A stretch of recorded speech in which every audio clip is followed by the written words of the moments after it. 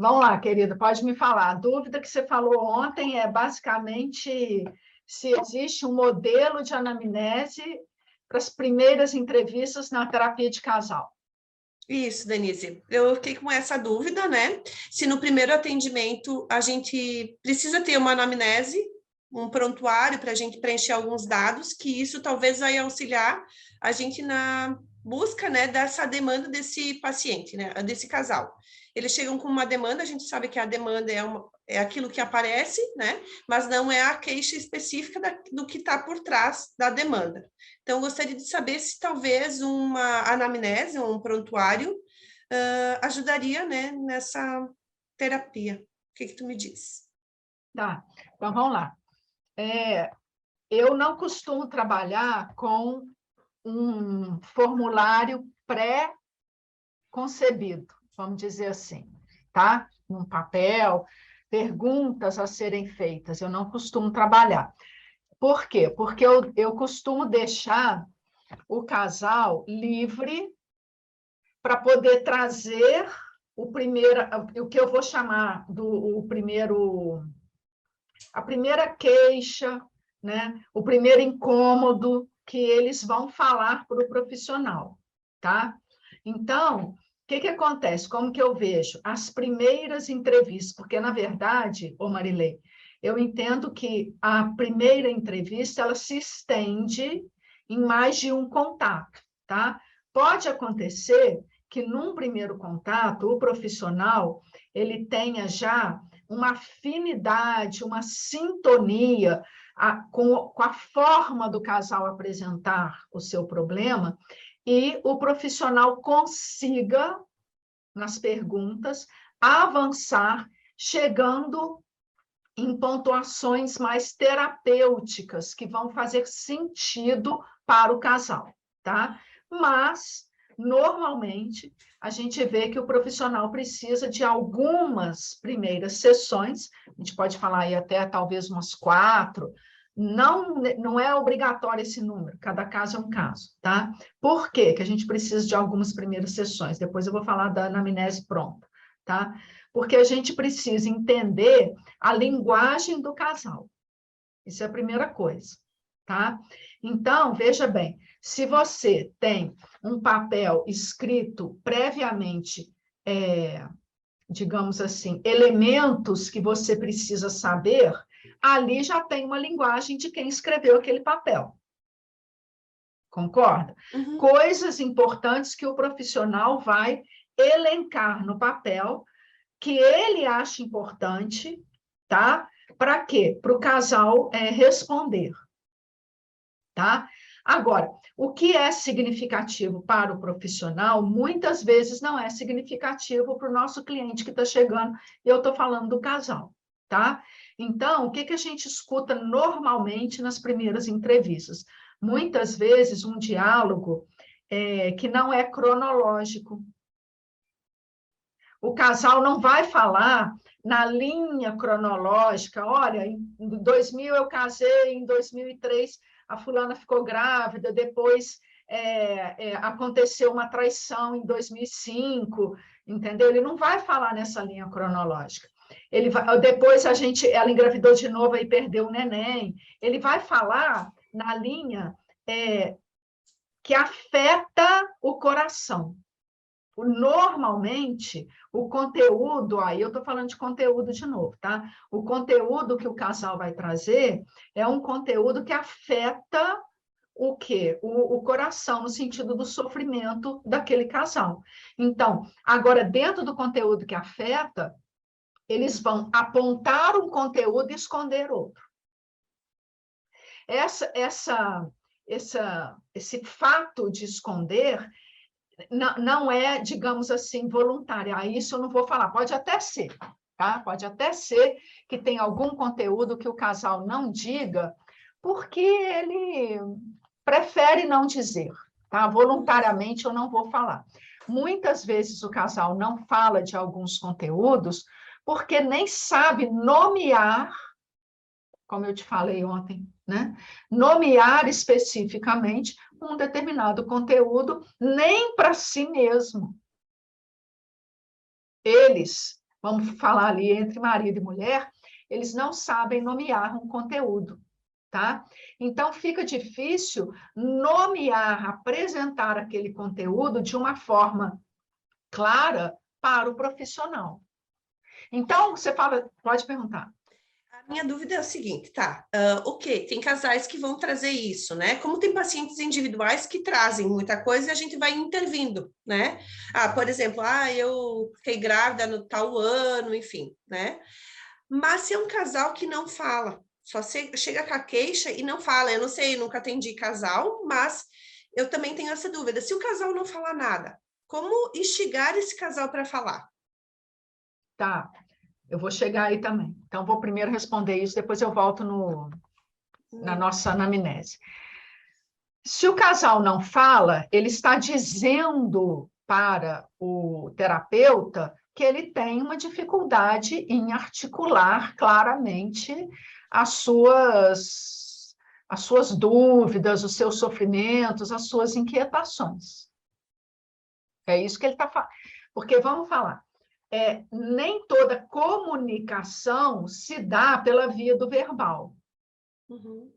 Então, você está falando assim, Denise, e o casal que não verbaliza, como que ele se comunica? Ele vai se comunicar por outra via, tá? Por outro caminho, diferente do verbal. Por isso que eu não gosto da folha pré-concebida, entendeu? Porque ela força o casal a verbalizar, falar, entendeu? Eu prefiro estar atenta exatamente às diversas formas de comunicar que o casal tem, tá? Quando ele entra num processo psicoterápico, que pode ser presencial ou online, tanto faz, tá? Então, vamos supor que seria a forma mais difícil, que seria a forma online, tá? Por que é mais difícil? Porque a gente perde um tanto desses recursos, desses sinais que a pessoa apresenta nesse formato online, tá? Agora, é o que eu costumo falar com as nossas alunas. Gente, muita coisa que a gente vê na primeira vez ali no presencial, até a configuração do corpo, se a pessoa é mais gordinha, se ela é mais magrinha, muito miudinha ou não, isso aparece na comunicação, ainda que pelo não dito, no formato online também. Isso, as coisas aparecem, tá? A informação, ela faz esse movimento de atravessar, se atravessa os poros da pele, atravessa também a tela e, de alguma forma, chega no ouvinte, no caso aí, que somos nós, os terapeutas. Agora, vamos falar do casal que fala pouco, tá? Alguma primeira coisa, alguém vai ter que trazer para o profissional. Você vai falar, ok, vocês chegaram aqui, em que eu posso ajudar? Meu nome é fulano de tal, tá? Então, alguém tem que ser o porta-voz do casal. Pode ser que o casal fique, fala você, não, fala você, fala você, fala você. Pode ser. Mas uma hora isso vai acabar e alguém vai ter que falar, você escuta. Uma das coisas mais difíceis que nós profissionais, temos, né, e a gente precisa aprender, é pausar, no sentido de assentar a nossa ansiedade e deixar eles falarem. E se eles ficarem uns 20 minutos, fala você, tu fica silêncio também, esperando Fica em alguém silêncio. deles decidir. Ou você pode também brincar com isso. É comum no dia a dia de vocês não saberem quem inicia uma conversa, você já está fazendo uma colocação que diz respeito, olha o que eu falo, a forma que eles apresentam a comunicação. Eles apresentam numa jogada de bola, pá, pá, pá, pá, pá, e não fala nada. E eu também posso intervir dizendo assim, o que significa esse fala você para vocês? Pode, Tá. pode. O que significa isso? Até para eu poder compreender. Eu gosto muito, Marilei, da conversa, assim, como que fala, muito autêntica, sem a gente se colocar numa posição superior. Porque, por exemplo, se você faz essa pergunta, o que significa fala você para vocês? Já quase que é uma intervenção, que você está pedindo um significado para eles, que provavelmente eles não vão saber te responder. Eles vão rir, vão parar. Agora, outra coisa é você falar assim, vocês podem ajudar a compreender? Ó, aí você sai dessa posição e entra nessa, a posição mais horizontal. Mas isso como é que fala assim? Tem que ser verdadeiro.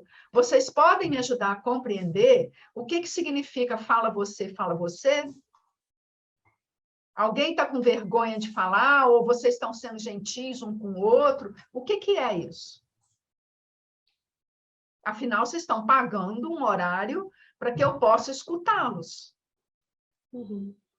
Entendeu? Então, se acontecer, nunca aconteceu, nunca tive essa experiência de um tempo muito grande onde eles não comunicam, eles falam. Agora, eles podem falar de uma forma muito reduzida. Tá? Por exemplo, alguém vai ser um porta-voz e isso você já vai captar como é que fala? Essa mensagem. Quem é o porta-voz do casal? Tá? Então, aquele que inicia a fala ali pelos dois. Alguém pode falar assim, olha, a gente veio aqui porque nós temos muitas dificuldades na comunicação entre nós dois. Ponto. Aí para. Quer dizer, ela te deu isso aqui, né? Isso aqui. Nós temos dificuldades na comunicação entre nós dois. Dá para você avançar a partir daí? Eu acho que sim, que dá. O que você faria? E eu questionaria de que forma que é essa comunicação deles. Como eles veem a Boa. comunicação entre eles? Difícil. O que eles estão chamando de difícil? Uhum. Entendeu? Que ela apresenta o quê? A nossa comunicação é difícil. Então, você vai pegar aquilo que eles estão falando e dar um zoom e ampliar. É difícil? Ok. Me dá um exemplo de uma comunicação difícil. Ah, ele grita, ou ele está sempre lendo jornal na hora que eu estou falando, ou o contrário, ele está sempre com som muito alto no ouvido, não escuta, eu tenho que cutucar para falar, porque ele está com fone no ouvido. Qual que é a dificuldade na comunicação? Ou ele não entende, eu falo, ou ele muda as minhas palavras, entendeu? Ele inverte o que eu falei. Qual é a dificuldade? Porque tem um leque muito grande de dificuldade na comunicação. E eu Entendeu? posso também ampliar dizendo que é muito amplo ser difícil essa comunicação, né? Que eles poderiam me resumir também o que consideram difícil nessa comunicação. Exatamente. Aí você já está falando uma coisa importante, que é isso que eu acho que é o grande elo do profissional com os clientes, que é o quê? É essa honestidade. Porque você que está atendendo um casal, você precisa ser honesto e falar, olha, resume para mim o que é difícil para você, para eu entender. Você precisa entrar no mundo mental deles. Agora, para você entrar no mundo mental deles, você precisa exatamente do diálogo, da palavra. Então, se eles iniciam o tratamento com poucas palavras, você vai precisar meio que dar uma cutucada para poder ajudá-los a falar um pouco. Agora, pode ser que ainda assim seja um casal, os dois ou só um, porque vai ter variação, tá? Onde um expande, um fala, um associa coisas, um viaja, a tal palavra, viaja. Começa a falar, viaja, conta coisa, lembra de uma coisa, lembra de outra, volta lá atrás, fecha um assunto, começa outro. E o outro é assim, eu sou assim. Eu já tentei melhorar. Meu jeito é assim mesmo. Eu já estou fazendo até terapia, essa terapia de casal, estou fazendo terapia individual. Então, ele vai reduzindo, ele vai fechando a conversa, ele vai chegando no é assim mesmo, não tem outro jeito, eu já tentei, entendeu? Ele vai fechando. A síndrome da Gabriela, eu sou assim, eu cresci assim, eu nasci assim. Vou morrer assim, exatamente. Entendeu? Aí a gente vai ver um perfil que vai reduzindo e fechando a conversa e outro perfil que amplia. Marilei, nós profissionais temos, digamos assim, condição de mudar esses perfis? O que você acha? Não. Não, não temos. Entendeu? Então, esse é o material que eles estão apresentando para a gente. Então, a gente tem que trabalhar a partir desse material. Aí, bom, se um é mais reducionista e o outro amplia, a gente pode convidar aquele que é mais reducionista a ouvir o outro parceiro que amplia e falar o que você viu da conversa e tal, e a recíproca também. Convida aquele que amplia a ouvir o primeiro que reduz. Qualquer exercício que você vá fazer com esses dois parceiros, por exemplo, se você aplicar o genograma, que eu já tive um caso aqui na clínica escola, aplicou o genograma online, tá? Nos dois, e uma sessão aplicou em uma, outra sessão aplicou na outra.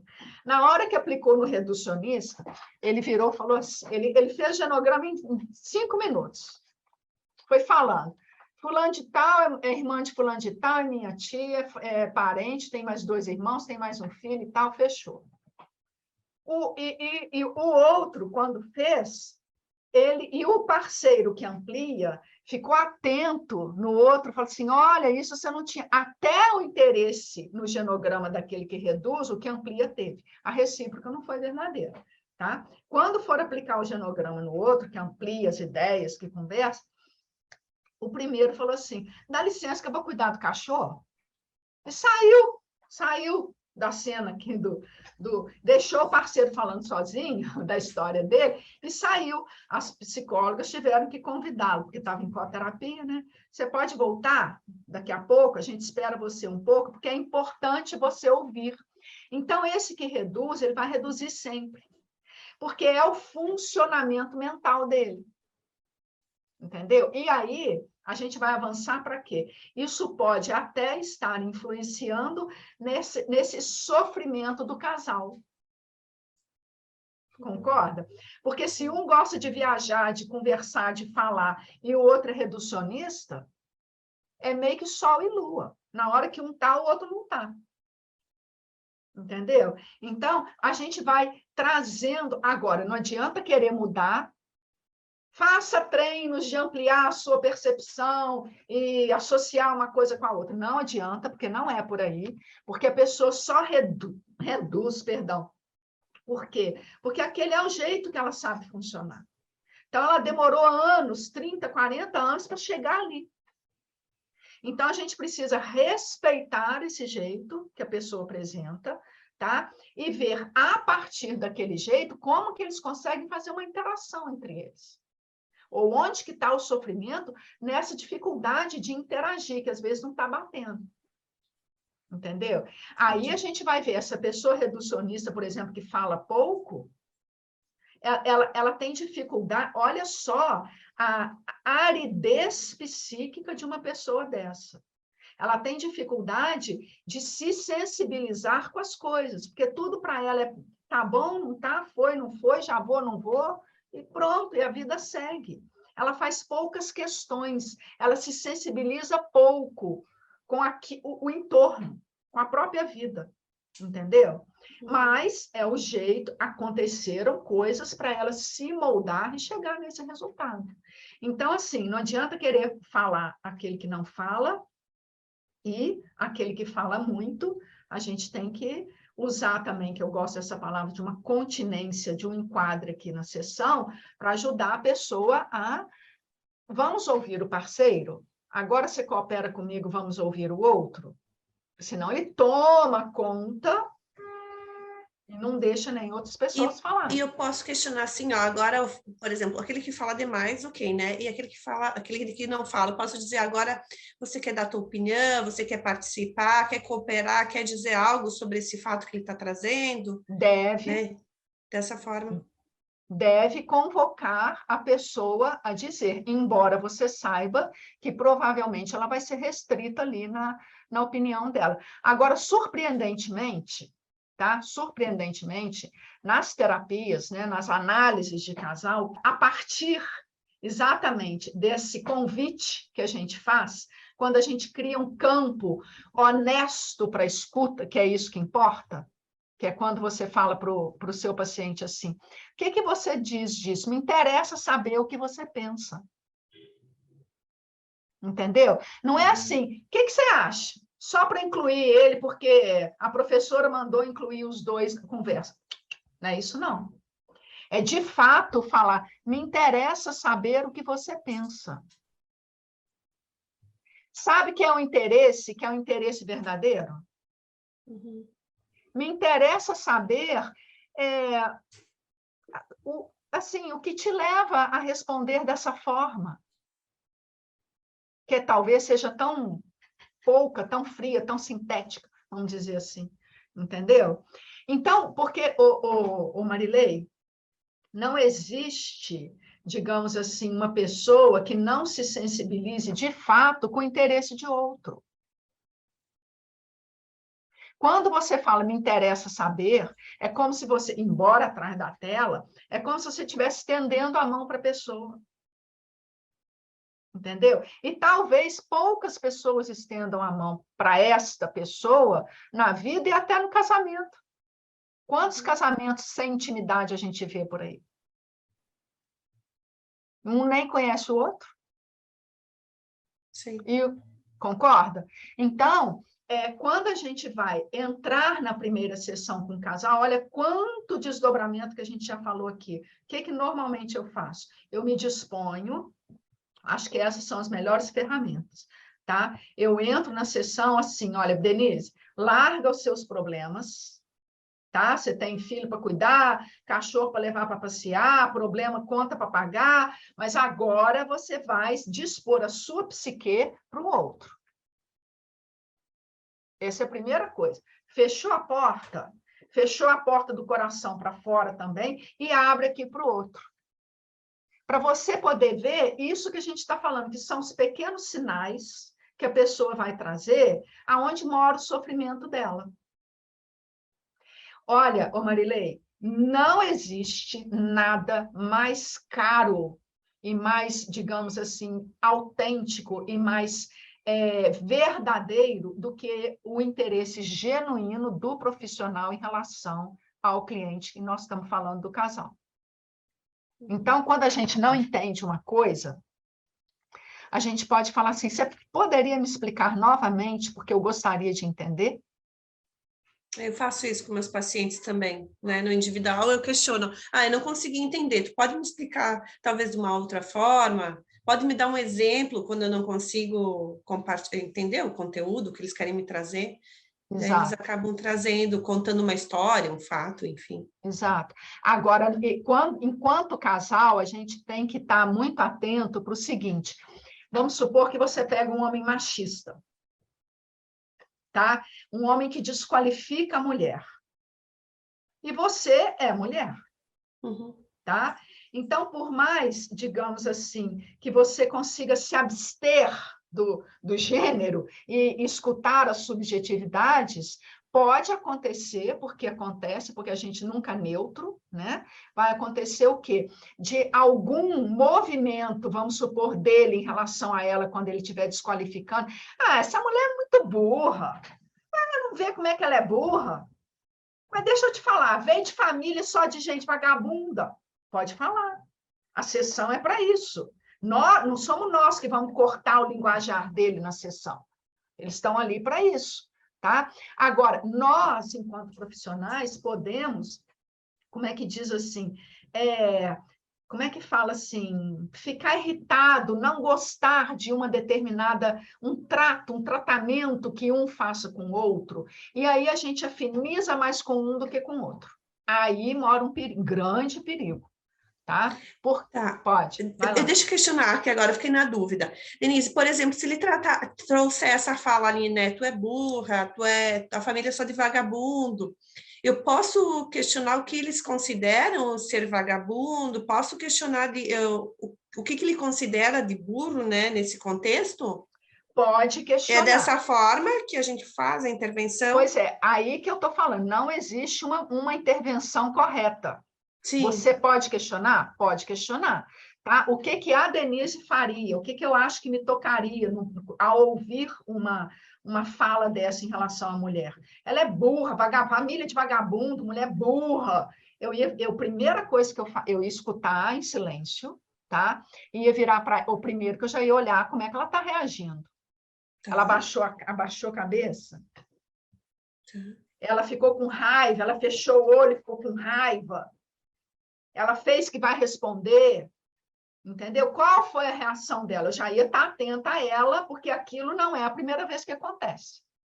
É a primeira vez que eu estou vendo, mas não é a primeira vez que acontece, tá? E aí eu ia questionar ela, porque mais do que essa desqualificação, me interessa o padrão deles, tá? Então, para mim, tá, Marilei? Eu ia falar assim, e você, fulano? Como que você escuta isso? Ou então, falar assim, você abaixou a cabeça? O que significa abaixar a cabeça? Ela pode estar envergonhada, ela pode estar submetida, psiquicamente submetida. Sabe? Uma mulher que não se apropria de si, ela se deixa ofender. E você vai falar, isso é um relacionamento tóxico? É um relacionamento tóxico. Mas nós não estamos aqui, não temos varinha de condão para fazer assim e mudar. Tá? Mas aquilo que eu perceber durante as sessões, dos movimentos da pessoa, eu posso trazer como uma pontuação, como uma intervenção. Pode trazer, tá? Você abaixou a cabeça, o que significa? Pode ser, Marilei, que ela não consiga te responder, ela chore e não tenha fala, não tenha palavras. Aí vai depender da sensibilidade do profissional, como que ele vai acolher aquele material, tá? Porque o homem pode ser que ele continue a agredir a parceira ali na sua frente, você pode pedir, isso depende de cada um, você pode pedir uma pausa, você pode falar, fulano, eu gostaria agora de pausar um pouco e voltar a atenção para ela. Tá. Entendeu? E pode ser, é tão complexo que ele te respeite ou não. A gente está cheio de variáveis, porque ser humano, você não sabe o que vai acontecer. Entendeu? E se ele não respeitar, eu posso questionar ele por que ele não considera esse movimento da esposa, que ela está chorando? Sim, você pode questionar por que ele não considera. Você pode ter N outras atitudes, sobretudo, qual que é a minha indicação? Que sejam coerentes com o seu self. Entendeu? Porque, Marilei, você e nem ninguém que estiver escutando a gente não pode sair de uma sessão se sentindo submetida. Porque quando esse homem fala, essa mulher burra, vagabunda, não sei o quê, ele está falando da mulher, aquela e todas. Inclusive e de você a gente. também. Exato. Tá? Então, não é para você tomar isso para você, porque você está ali para... Ele está adoecido, ele está adoecido. A gente não resolve essa doença assim, num passe de mágica. A gente precisa de continente, engolir seco para tentar alcançar a doença dele. Agora, a gente tem que ver o quanto que ele se disponibiliza a tratar. E nessa continência, que enquanto profissional, que é esse enquadre, né, essa sustentação que a gente vai fazer na sessão, a gente precisa o quê? Tanto colocar limite, quanto permitir que ele avance no diálogo. Então, um parâmetro importante, você não pode sair da sessão assim, minguada. Ai, meu Deus, que homem horroroso, o que ele falou? Você não vai conseguir atender ele de novo. Entendeu? Você vai estar com raiva dele, e aí acabou tudo. Então, você precisa assumir um posto, ainda que você diga em algum momento, olha, eu não sei a sua esposa, mas as suas palavras me ferem. Você não está falando da sua ferida enquanto Marilei. Você está falando assim, você naturalizou a agressão. É disso que eu estou falando. E eu não. E é para isso que você está aqui, para tratar do que você considera natural, que é uma forma agressiva de ser. Aí mora, por exemplo, um sofrimento no relacionamento de vocês, frente ao qual ela não consegue nem dizer, ela chora e baixa a cabeça. Entendeu? Então, agora você vai falar assim, Denise, qual que é a atitude correta? Eu não sei te responder. Sim, tá? Eu estou falando uma série de desdobramentos que podem acontecer, agora alguns parâmetros a gente tem. A gente não pode sair minguada, não pode sair irritada. E quando sair, porque vamos sair, porque a gente não consegue estar insensível a essas coisas. A gente precisa de supervisão, de grupo de estudo, de colegas, de conversa, de silêncio, para poder entender o que aconteceu, se recuperar e achar a melhor forma de voltar. Entendeu? E a melhor forma de voltar é sempre aquela forma assim, o que você sustenta, Marilei? O que você sustenta? O que você consegue sustentar? Como, porque isso é um dos maiores desafios, não é só na terapia, mas é na vida em geral, é lidar com situações agressivas. Então, a gente tem que ter esse cuidado de escutar, de ver a condição de cada um ali, na dinâmica do casal. Não adianta querer simplesmente falar, está agredindo a mulher, vamos acionar o defesa das mulheres. Não é por aí. Não. Entendeu? Ela vai porque às vezes ela não vai estar preparada para receber essa ajuda. Exatamente, sem resistência para se sustentar, tá? É isso aí, tá? Então a gente precisa ajudá-la a se sustentar para poder se apropriar de si e desenvolver um diálogo com ele. Eu sou eu posso, eu quero, eu não quero, entendeu?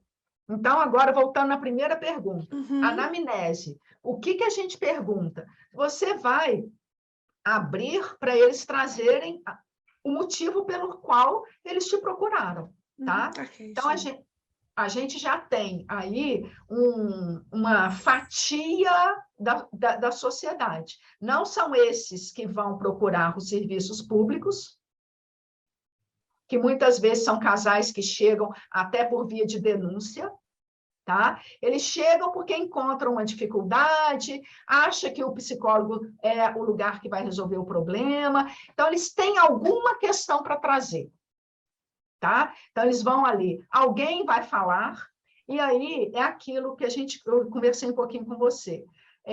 O que eles vão falar é o que eles podem falar para um estranho, porque num primeiro momento você é estranha. Entendeu? Então, eles vão falar algo que é possível até conseguir te conhecer. A quem nós estamos entregando a nossa dor, o nosso sofrimento. Tá? Isso demora algumas sessões. Então, esse período de 4 sessões que eu falo para a entrevista inicial, não é só para nós, é para eles também. Tá? Aí o que acontece? Na medida que você vai fazendo, você vai buscando dados. Como eu falei, eles não vão falar em uma ordem cronológica, eles vão falar na ordem significativa, na ordem que dói, vai lá na frente, volta lá atrás, pega um outro caso, tem coisa que não lembra, tem coisa que esquece. Você pode e deve recuperar esses dados. Quando você abortou, você já tinha outro filho, já era casado, já era separado, sua mãe já tinha morrido. Pega os dados para você entender o que aconteceu, tá? Mas isso só é possível na sequência das sessões. Aí, quando você tiver mais ou menos um quadro bem delineado, como, por exemplo, que você possa falar para um supervisor, fulana está casado com fulana há tantos anos, tem tantos filhos, se conheceram dessa forma assim, a mãe dela é assim, o padrão da família de origem dela é esse, a dele é aquele outro, eles vivem em tal lugar assim, assim, a casa é uma casa tudo muito junto, misturado, não tem espaço para ninguém. Quando você conseguir delinear, é porque para você, profissional, você já tem como é que fala? Uma visão mais ampla do psiquismo dos dois, de onde que eles vieram, que são as devidas famílias de origem, e a forma que eles estão entrelaçados. Agora, a gente não tem só que ter esse painel, a gente tem que interagir com esse painel. Fazer interação. Então, vamos falar assim, se a gente pensar em anamnese, mais do que perguntas específicas, presta atenção no seu coração e nessa legitimidade do seu interesse na vida deles. Porque, com certeza, você vai ganhar, eu não digo a confiança de cara, mas o interesse deles em permanecer no processo, em dar continuidade, porque viu que você, de fato, está interessado. Entendeu? Então, sem medo de pergunta errada, não tem pergunta errada, não tem pergunta certa. Tem aquilo que demonstra o nosso legítimo interesse em relação à história do outro. Tá, entendi. Penso sempre assim. Uhum. Não, já basta, né? Já Eu basta. faço isso, é o suficiente. Não tem A nada nossa específico. última aula desse ano vai ser exatamente essa diferença da queixa, que é aquilo que eles vão trazer no primeiro momento, que é só a pontinha do iceberg, para aquilo que eles não sabem nomear. Uhum. Tem um autor que fala o seguinte: o que é demanda? A demanda é o somatório dessa queixa com o sofrimento da vida deles. Né? Então, assim, demanda é algo mais complexo, que diz respeito à história de vida da pessoa. A queixa normalmente cai. Ela cai. Eles falam, passa 3, 4 sessões, eles param de falar daquilo. Porque não era exato. Por quê? Porque eles alcançaram algo mais profundo. Uma compreensão do que é mais profundo. E a demanda, às vezes, né, que a gente percebe, vai mudando também, né, Denise, ao longo das sessões. Perfeito. No primeiro momento, eles enumeram, trazem aquela queixa, depois vem a demanda, e essa demanda, às vezes, vai surgindo outras demandas, né? Perfeito. Vai surgindo outras demandas. Por quê? Porque ser humano é assim. Aquilo que passa, que incomoda, deixa de incomodar. Aí outras questões mais ocultas vêm à tona. E tem um lado bom, porque a gente consegue, digamos assim, ferramentas para ir lidando melhor um com o outro. Ah, eu vou fazer isso, aquilo não vou fazer, eu consigo segurar, consigo, entendeu? Sacrificar em prol da relação. A gente vai conseguindo se moldar para construir, de fato, um cotidiano, que é o que a gente precisa. Uhum, entendi. Tá bom? Tá. Obrigado por ter me atendido, por ter me acolhido com as minhas dúvidas, as minhas angústias, nem é dúvidas, né? A gente tem mais angústias do que o restante. Verdade, mas benditas angústias, né? Porque é assim que a gente avança. A gente se movimenta, senão a gente paralisa se a gente não tem. Tá bom, querido. Viu? Tá, Até, um tchau, beijo. Vou tchau. desligar aqui a gravação. Tá, Tchau. tchau.